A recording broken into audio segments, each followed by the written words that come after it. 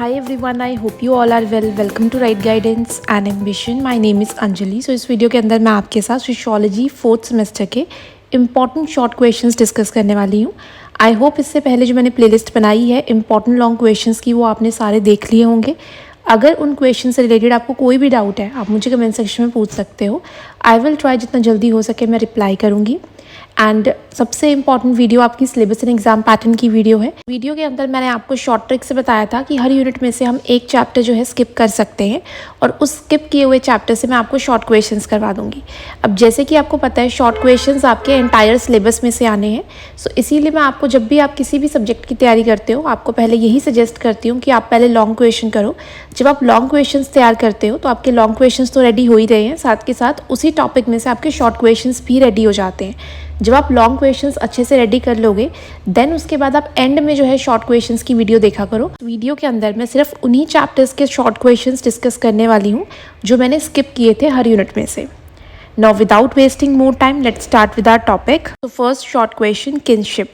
Kinship is a socially recognized relationship among people connected by marriage or common ancestry. So kingship एक ऐसा status है जो socially recognised है, यानी समाज में उसको पहचान मिली हुई है उस रिलेशन को. किस तरीके से वो पहचान हमें मिलती है? बाय मैरिज इंस्टीट्यूशन या फिर कॉमन एंसेस्ट्री या फिर हम ये कह सकते हैं कि हमारे पूर्वज से में. तो उस तरीके से हमें जो है जो भी उनकी पहचान होगी, जो उनका स्टेटस होगा वो हमें मिल जाएगा. किनशिप सिस्टम आर यूनिवर्सल, यानी जो किनशिप वाला सिस्टम है ये ऑल ओवर द वर्ल्ड आपको देखने को मिलेगा through out the human society, जहाँ पे भी ह्यूमन सोसाइटी होगी. नेक्स्ट आपका शॉर्ट क्वेश्चन है क्लैन, अ यूनिलेटरल किन ग्रुप बेस्ड ऑन आइदर मैट्रिलिनियल और पैट्रिलिनियल डिसेंट. तो यूनिलेटरल किन ग्रुप यानी कि एक ही साइड से आप जो अपनी पहचान है, जो स्टेटस है वो यूज़ कर रहे हो, या तो वो मदर की साइड से होगा जिसके लिए हम वर्ड यूज़ करते हैं मैट्रिलिनियल, या फिर फादर की साइड से पैट्रीलिनियल डिसेंट. क्योंकि साउथ इंडिया में जो कई बार नेम यूज़ किया जाता है, जो कास्ट यूज़ की जाती है वो मदर के साइड की होती है. तो इसीलिए बोला गया कि क्लैन यानी कि वो वाला ग्रुप जो है आपका स्टेटस, आपकी पहचान जो आपके फादर या मदर साइड की है. The number of a clan believe they are descended from a common ancestor through the culturally accepted line of descent. So यहाँ पर ये बिलीव किया जाता है कि जो भी ग्रुप का मेंबर होगा उस क्लैन का तो उनका जो है कॉमन एंसेस्टर्स होंगे, यानी कि उनके पूर्वज जो है वो सेम होंगे, उनका कल्चर जो होगा वो सेम होगा. और यहाँ से जो लाइन ऑफ डिसेंट है वो हमें पता लगेगी कि किस एरिया से हम कनेक्टेड है, कौन से कास्ट से हम कनेक्टेड है. नेक्स्ट आपका शॉर्ट क्वेश्चन है bilateral descent. Descent regarded as determined equally by the mother's and the father's line. तो बायलेटरल का मतलब है कि जिसके अंदर जो स्टेटस यूज़ किया जा रहा है वो दोनों साइड का किया जा रहा है, by mother as well as by father side. One mother's and one father's relative are accepted equally as kin, यानी उनको इक्वली एंसेस्टर्स मानकर उनका जो स्टेटस है, उनकी जो पहचान है वो यूज़ की जाती है. ये कंसिडर किया जाता है कि वो कल्चरली कनेक्टेड हैं, उनके एंसेस्टर्स जो है वो सेम है. शॉर्ट क्वेश्चन है political institution is a social institution that distributes power, sets a societies agenda and makes decision. So political institution एक ऐसा सोशल इंस्टीट्यूशन है, सोसाइटी में बनाया गया एक ऐसा इंस्टीट्यूशन है जो पावर को डिस्ट्रीब्यूट करता है सोसाइटी के अंदर. जो सोसाइटी का एजेंडा है वो पता लगता है उससे, और डिसीजंस जो हैं वो लिए जाते हैं सोसाइटी के लिए. In traditional societies tribal chief and elders are exercised control. तो ट्रेडिशनल सोसाइटीज़ के अंदर जो भी ट्राइबल मुखिया था हुआ करता था, या फिर घर के जो एल्डर्स है वो मेन पावर को कंट्रोल करते थे और डिसीजन लेते थे. In large and complex societies political authority has to be organised and structure. But आज के टाइम में सोसाइटीज़ बहुत ही ज़्यादा कॉम्प्लेक्स हैं, बहुत सारे फंक्शंस हैं सोसाइटी में परफॉर्म करने होते हैं. तो इसीलिए पॉलिटिकल अथॉरिटी जो है ये ऑर्गेनाइज तरीके से काम करता है, जिसके अंदर वोटिंग की जाती है, हर एक मेंबर को पार्टिसिपेट कराया जाता है, डिफरेंट इंस्टीट्यूशंस वर्क करते हैं. तो यहाँ पर पॉलिटिकल इंस्टीट्यूशन एक ऑर्गेनाइज्ड एंड स्ट्रक्चर्ड इंस्टीट्यूशन है. शॉर्ट क्वेश्चन है politics. Politics is the process by which some individual और groups acquire power and exercise that power over others.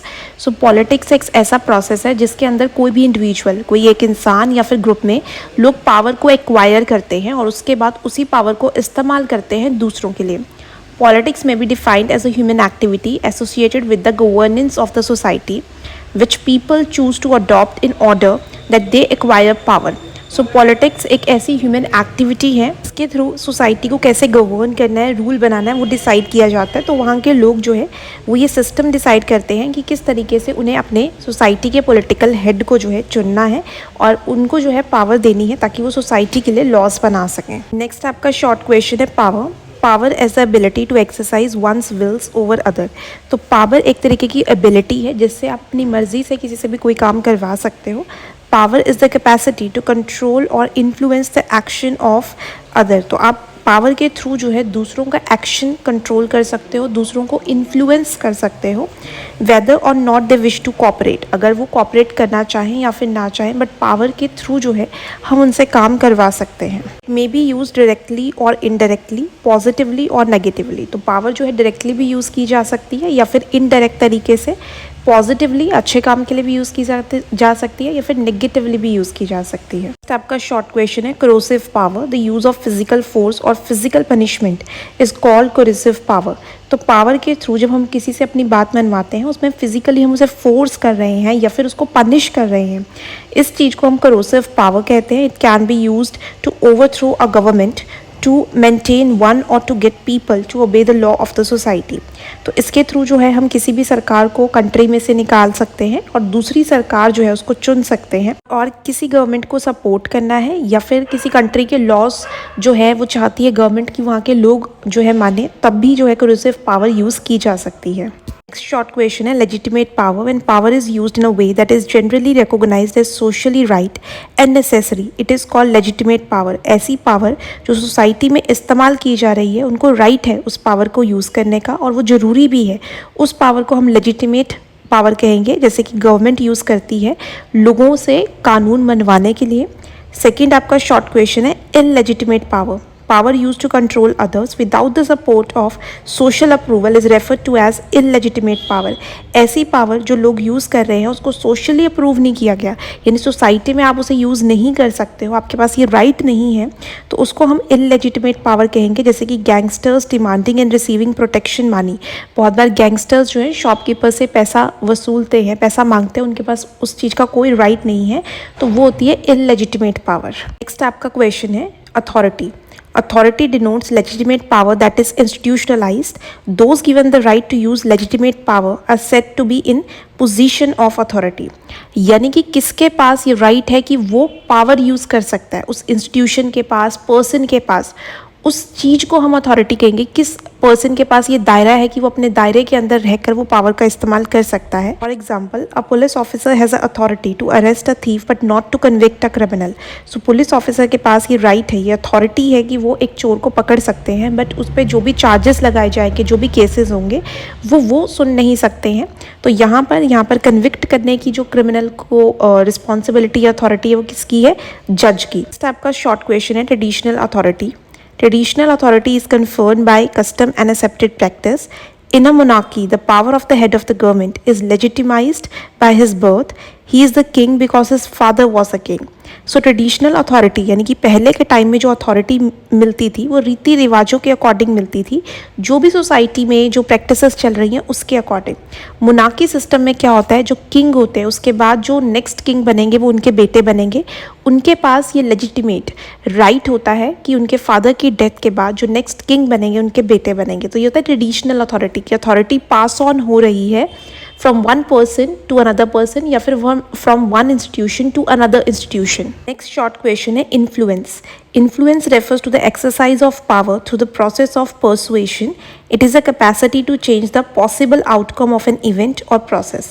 So influence क्या होता है? दूसरों पे प्रभाव डालना, यानी कि अपनी पावर का इस्तेमाल करना ताकि दूसरे जो है आपकी बात मान जाए। ये एक ऐसी कैपेसिटी है जिसपे जो भी आउटकम निकलने वाला है उसको आप चेंज कर सकते हो, उस पर प्रभाव डाल सकते हो। For example, the president of a country may try to bring about energy conservation by appealing to the public to conserve petrol and electricity.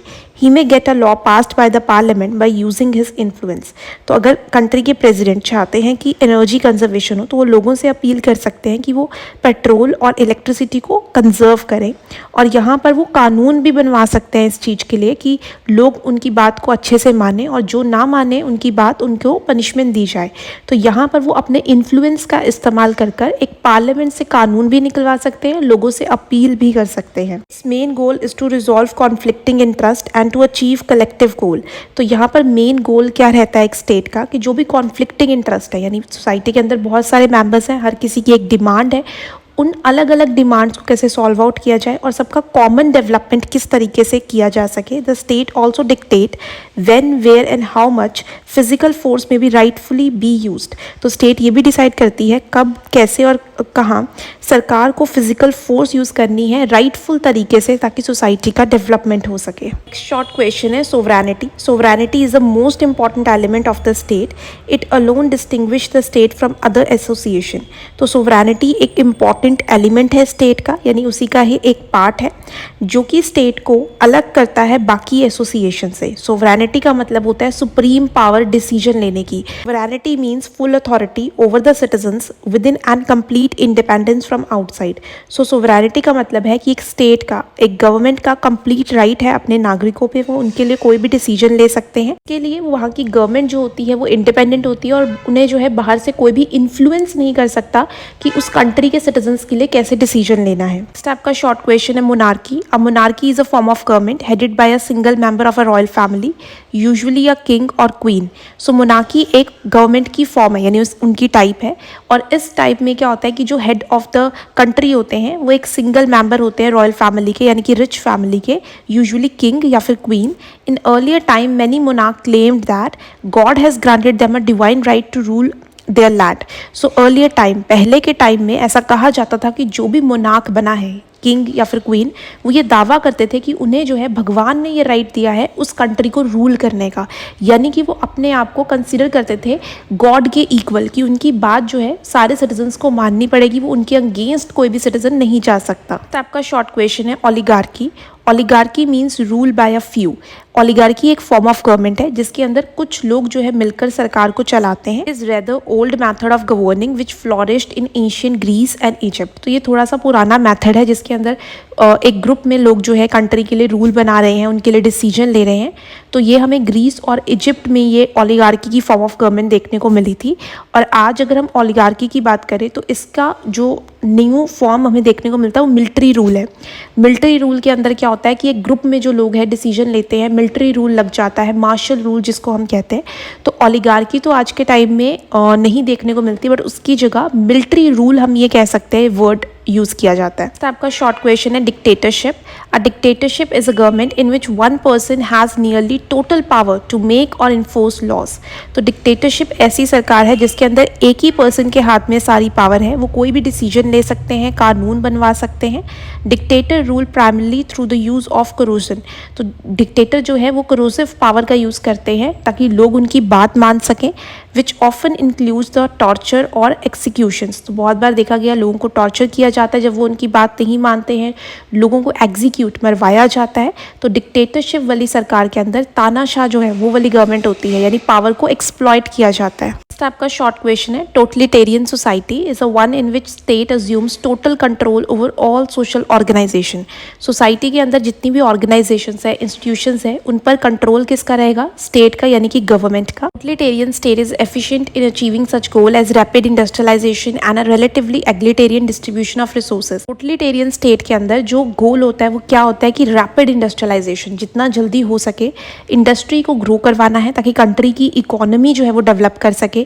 एग्लिटेरियन distribution of resources यानी इक्वल डिस्ट्रीब्यूशन ऑफ रिसोर्सेज, ताकि सबको equal benefit मिल सके resources का और सबका welfare हो सके। Next short question है democracy, an ideology, philosophy, theory and political system assuming the basic value of the individual, his rationality, morality, equality and possession of certain right।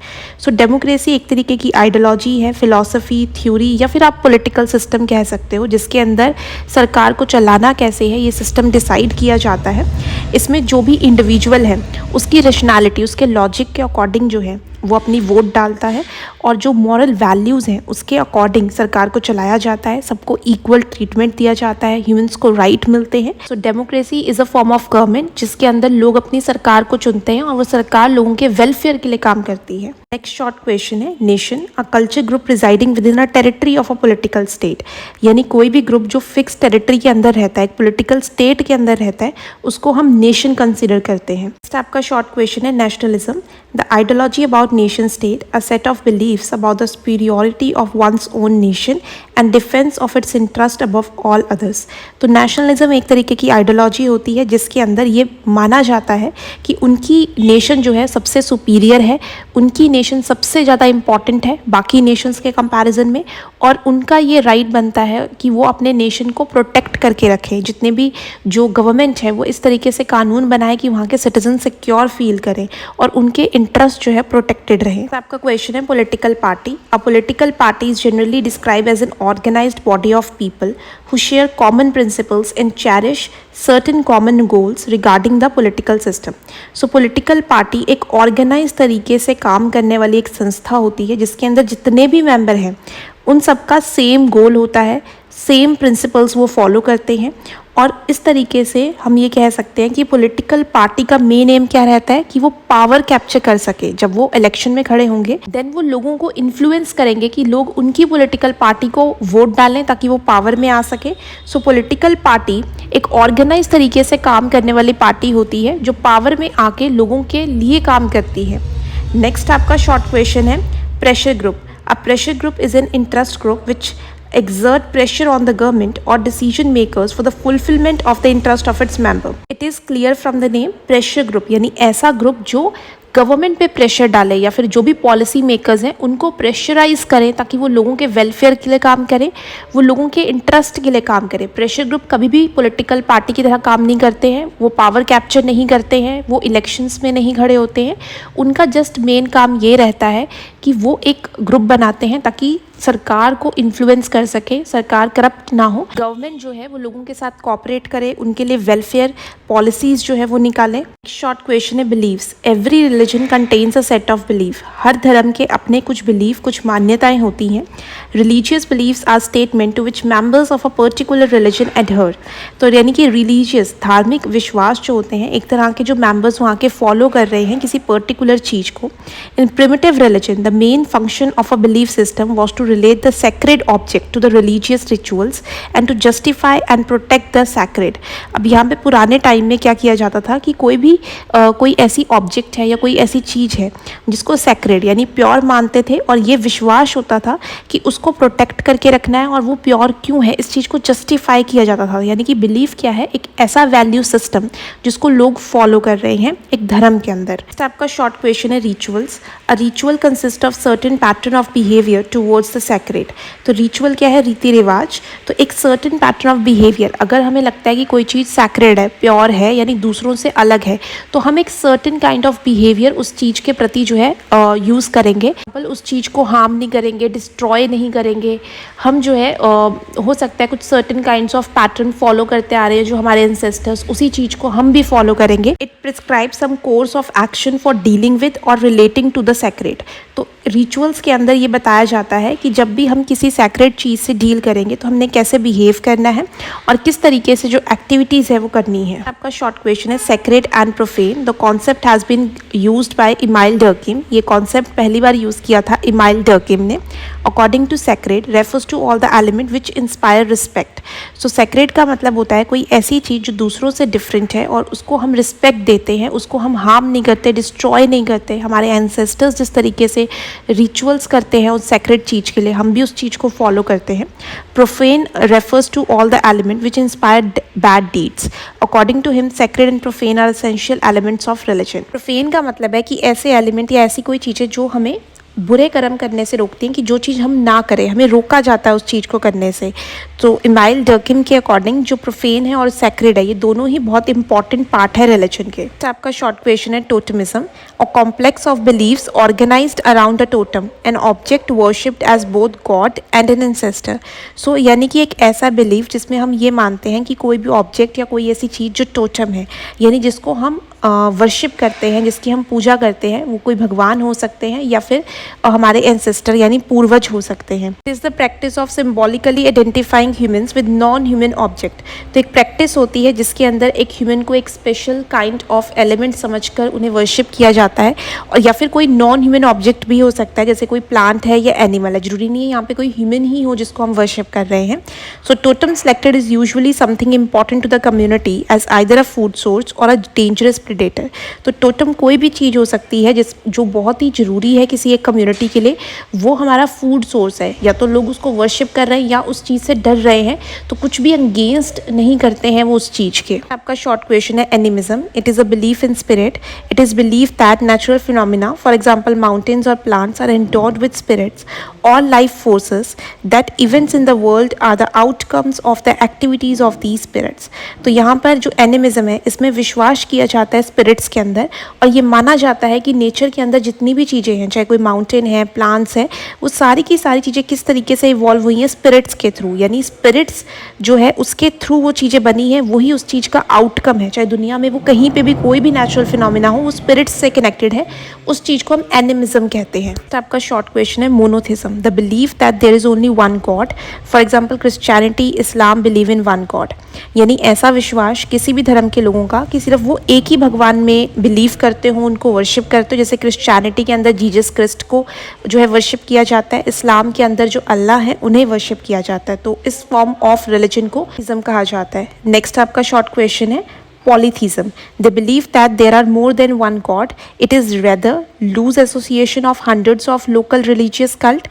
In India, each village and each caste has its own special god and honors him or her on feast days. Theism एक ऐसा belief है जिसके अंदर लोग जो है एक से ज़्यादा गॉड में बिलीव करते हैं, और यहाँ पर जो लोकल रिलीजियस कल्ट्स होते हैं उनके हंड्रेड्स ऑफ गॉड्स हो सकते हैं, डिफरेंट या कनेक्टेड भी हो सकते हैं।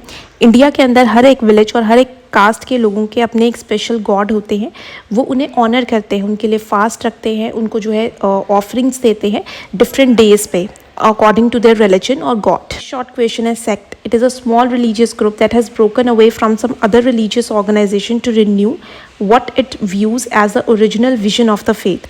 तो एक छोटा सा रिलीजियस ग्रुप जो कि किसी बड़े ऑर्गेनाइजेशन से ब्रेक होकर अलग होकर बना है, जिसके अंदर कुछ न्यू करने की कोशिश की जा रही, कोई ऐसी सोशल इवेंट्स या रिलीजियस एक्टिविटीज़ जो उन्हें पसंद नहीं आ रही हैं, तो वो क्या करते हैं कि कुछ लोग उस रिलीजियस ग्रुप से अलग होकर अपना एक छोटा सा ग्रुप बना लेते हैं, उस चीज़ को ठीक करते हैं, नए तरीके से उन चीज़ों को जो है फॉर्म करके उसको फॉलो करते हैं। तो ऐसे एक छोटे से रिलीजियस ग्रुप को हम सेक्ट कह सकते हैं। यानी कि बहुत ज़्यादा लोग उसे फॉलो नहीं कर रहे हैं, बट कुछ ही लोग उसको फॉलो कर रहे हैं, और वो किसी एक बड़े ग्रुप का, रिलीजियस ग्रुप का पार्ट है। नेक्स्ट आपका शॉर्ट क्वेश्चन है cult. It is a small secretive religious group that represent either a new religion और a major innovation of existing faith. तो कल्ट का मतलब होता है एक सीक्रेटिव रिलीजियस ग्रुप जिसके बहुत कम ही मेंबर्स हैं, या तो बिल्कुल नया धर्म हो या फिर पुराना कोई जो धर्म चल रहा है उसी की एक ब्रांच हो, यानी कि उसी का ही एक इनोवेशन हो जो अलग तरीके से फॉलो किया जा रहा हो। स्मॉल सीक्रेटिव रिलीजियस ग्रुप को हम कल्ट कह सकते हैं। I hope you will find this video informative and helpful. If you have any doubt related to this video or syllabus, please comment below. Share this video with your friends and subscribe the channel so that you will get the notification on time. All the best achievers. Have a nice day.